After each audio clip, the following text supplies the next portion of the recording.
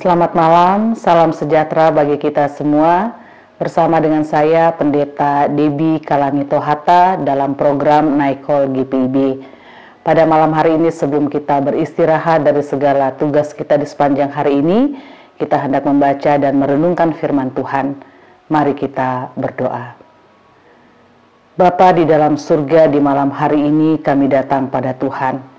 Kami menyerahkan segala kehidupan kami dalam tangan pengasihan-Mu, dan kami bersyukur bahwa sepanjang hari yang telah kami lalui dengan berbagai aktivitas yang kami lakukan, kami boleh berada dalam perlindungan Tuhan. Dan sebelum kami beristirahat di malam hari ini, kami hendak membaca dan merenungkan akan kebenaran firman-Mu Tuhan. Bimbing kami dengan kuasa Roh Kudus-Mu, mampukan kami untuk mengerti, memahami firman-Mu dengan baik dan benar, dan kami boleh melakukannya dalam kehidupan kami setiap hari. Bersabdalah kepada kami Bapa, karena kami telah sedia untuk mendengarkan firman-Mu. Di dalam nama Tuhan Yesus, firman yang hidup, kami berdoa. Amin. Sahabat GPB yang dikasihi Tuhan, pembacaan Alkitab di malam hari ini terambil dari kitab Ibrani pasal 13 ayat 22 hingga ayatnya yang ke-25. Demikian firman Tuhan, dan aku menasihatkan kamu saudara-saudara, supaya kata-kata nasihat ini kamu sambut dengan rela hati. Sekalipun pendek saja suratku ini kepada kamu. Ketahuilah bahwa Timotius, saudara kita, telah berangkat segera sesudah ia datang. Aku akan mengunjungi kamu bersama-sama dengan dia. Sampaikanlah salam kepada semua pemimpin kamu dan semua orang kudus. Terimalah salam dari saudara-saudara di Italia. Kasih karunia menyertai kamu sekalian. Demikianlah pembacaan Alkitab pada saat ini. Sahabat GPIB yang dikasihi Tuhan, penulis kitab Ibrani pada malam hari ini mengajarkan atau mengingatkan kepada kita semua bagaimana sikap hati kita dalam menerima sebuah nasihat. Firman Tuhan tadi mengatakan bahwa sebaiknya kita menerima nasihat itu dengan rela hati.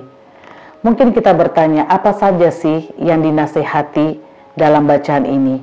Untuk bisa mengerti dan memahaminya, sahabat GPIB bisa baca dari ayat-ayat sebelumnya. Mungkin saya mengingatkan kembali pada ayat-ayat sebelumnya, bagaimana penulis kitab Ibrani ini memberi nasihat. Di dalam bacaan ini, khususnya pada ayat-ayat sebelumnya, dia menasihatkan agar setiap orang hidup dalam kasih persaudaraan. Artinya, kita sama-sama saling mengasihi. Kasih yang kita bicarakan, atau mungkin mudah bagi setiap kita untuk mengatakan dan mendefinisikan arti kasih itu dengan baik. Tapi kita diminta untuk juga bisa mempraktekkan kasih itu dalam kehidupan keseharian kita. Salah satunya adalah, sahabat GPIB yang dikasihi Tuhan, bagaimana kita menjaga, memelihara kasih persaudaraan di antara kita. Kasih persaudaraan yang terjalin di antara kita ini bisa saja rusak karena kepentingan-kepentingan pribadi. Bisa saja karena berbeda pendapat, kemudian timbul pertikaian, timbul pertengkaran di antara kita. Memang sulit, sahabat GPIB, untuk menjaga, memelihara kasih persaudaraan di antara kita. Tapi ini adalah nasihat yang disampaikan oleh penulis kitab Ibrani bagi kita secara khusus di malam hari ini, dengan nasihat-nasihat yang tadi saya katakan. Untuk bisa mengerti bacaan pada malam hari ini, kita harus membaca ayat 1 sampai ayat 21 tentang apa saja sih nasihat-nasihat yang diberikan. Selain itu, kita juga diajar untuk dinasihati bagaimana kita harus menghormati perkawinan, menjaga kekudusan hidup perkawinan itu. Bagi kita yang sudah menikah, kita diminta, dinasihati untuk menjaga kekudusan perkawinan. Kita tidak mencemarkan tempat tidur. Itu kata firman Tuhan pada ayat yang keempat. Kemudian penulis kitab Ibrani juga menasihati, jangan kamu menjadi hamba uang, dan cukupkanlah dirimu dengan apa yang ada padamu. Artinya, Bapak Ibu Saudara sahabat GPIB, kita diminta untuk selalu bersyukur kepada Tuhan. Apapun yang kita terima dalam hidup ini, kita harus bersyukur pada Tuhan dan cukupkanlah apa yang ada pada kita, sehingga kita mengerti dan memahami dan bisa untuk bersyukur terhadap segala sesuatu yang kita terima dalam hidup ini.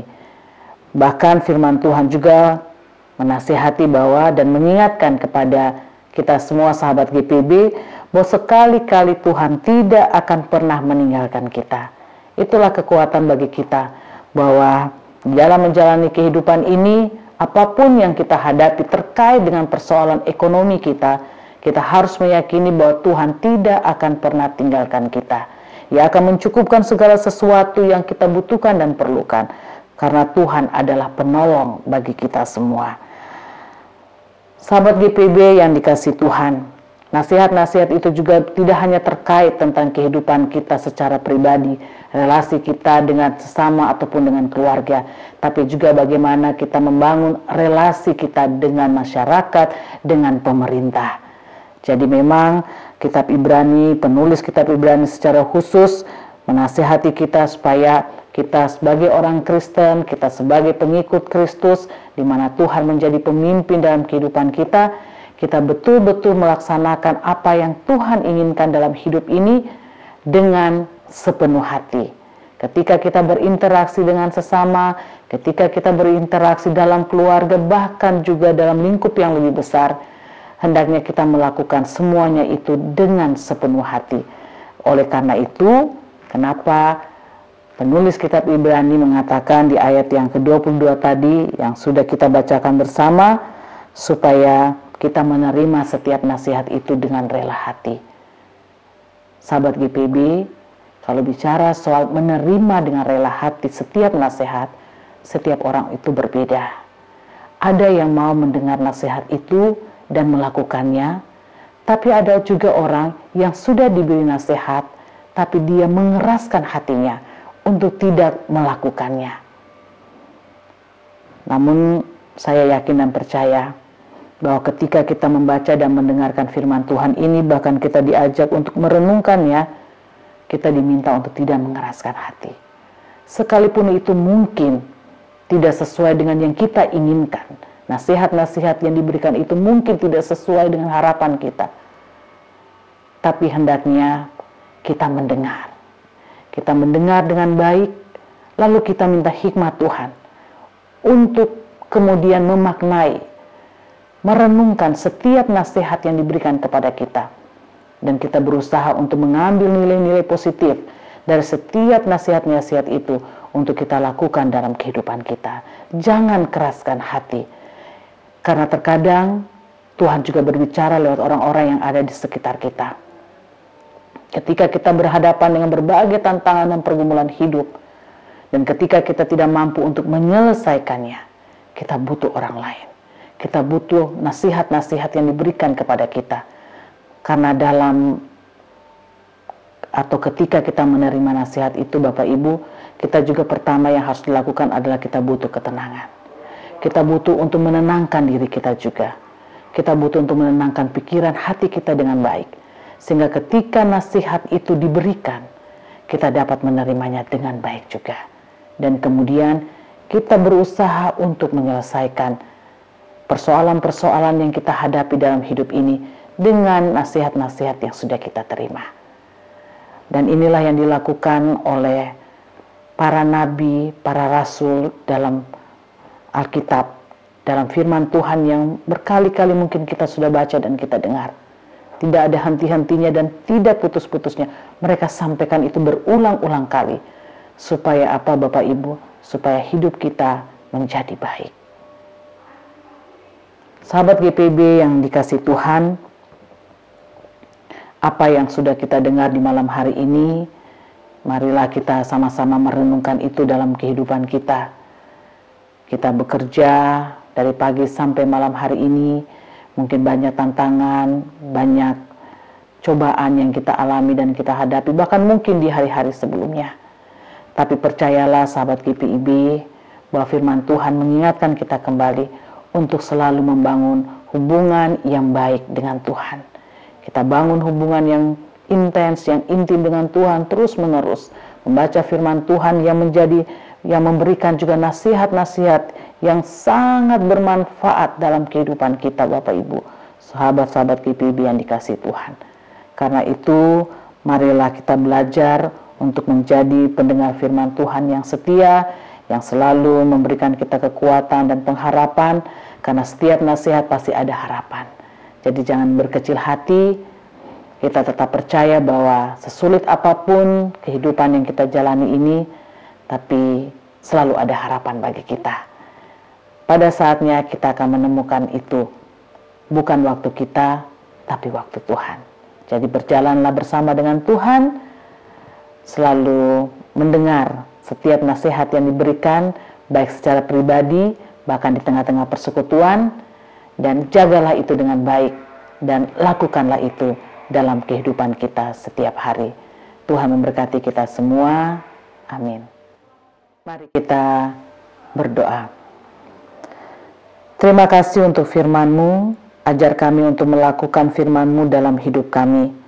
Di malam hari ini sebelum kami beristirahat, kami menyerahkan hidup kami dalam tangan Tuhan. Jaga dan lindungi setiap kami, bahkan kami yang mungkin beraktivitas di malam hari. Tuhan jaga kami, Tuhan sertai setiap kami. Hamba juga berdoa ya Tuhan bagi seluruh jemaat Tuhan dimanapun berada. Berikan kekuatan kesehatan jamaah mereka yang sakit, pulihkan, baik yang di rumah bahkan di rumah sakit, para janda, duda, anak yatim piatu, mereka yang berada di penjara, mereka yang terlantar, Tuhan jamah, Tuhan pelihara kehidupan mereka. Tuhan juga sertai setiap kami pribadi, bahkan keluarga, bahkan di tengah persekutuan, pelayanan yang Tuhan percayakan kepada setiap kami. Kami boleh menyerahkan semua itu dalam tangan Tuhan. Masalah-masalah pergumulan hidup yang kami alami dan hadapi, kami percaya melalui kekuatan firman Tuhan, kami diingatkan untuk senantiasa berharap dan bersandar hanya kepada Tuhan. Nasihat-nasihat kebenaran firman Tuhan memberikan kami kekuatan untuk tetap terus menjalani kehidupan ini bersama dan di dalam Tuhan. Terima kasih untuk setiap berkat-berkat-Mu dalam kehidupan kami. Ajar kami untuk senantiasa bersyukur dalam segala hal. Dan kami percaya Tuhan, Engkau tidak pernah meninggalkan kami. Engkau ada dan selalu bersama dengan kami. Terima kasih ya Tuhan, kami serahkan seluruh hidup kami ke dalam tangan pengasihan-Mu. Di dalam nama Tuhan Yesus, kami berdoa. Amin.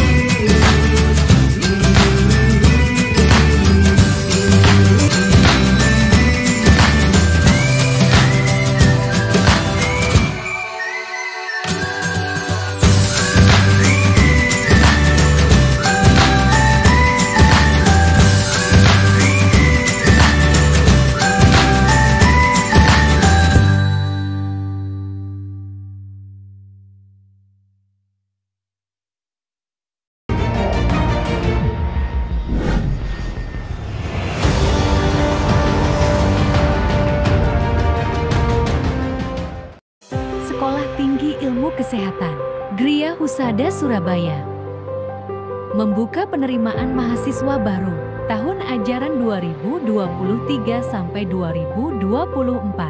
Sekolah Tinggi Ilmu Kesehatan Gria Husada terakreditasi BAN PTB dengan menawarkan 2 program studi yaitu: pertama, D3 Kebidanan, kedua, Administrasi Rumah Sakit. Ada juga fasilitas yang memadai seperti asrama putri, perpustakaan, gazebo dan hotspot area, dan masih banyak lagi.